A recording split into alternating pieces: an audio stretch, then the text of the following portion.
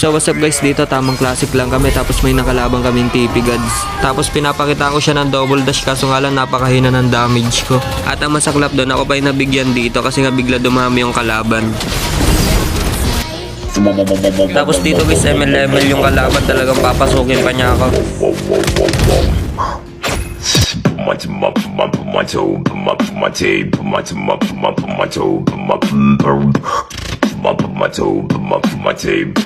At pagkatapos nun bigla siya nagchat na pinagbigyan niya lang daw ako. Okay. So ayun, tinatawanan ko lang kahit puro trash talk sila tapos ginamita ko ng double dash yun nila dito.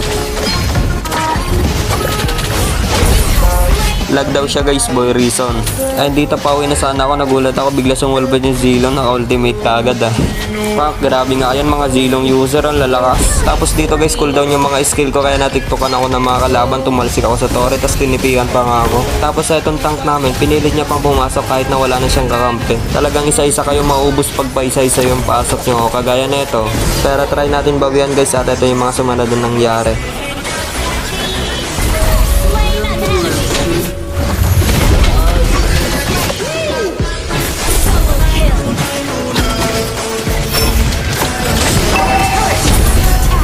Tapos dito akala ko mamamatay na ako pero napakagrabe yung tank namin, ang lupit men. Tsaka bihira lang yung mga ganitong tank kasi karamihan na tank kayo nagsiset na walang kakampi. Kaya kung may ganito kayong tank, napakaswerte nyo men. At kung nagustuhan nyo rin tong video na to, i-like mo na din.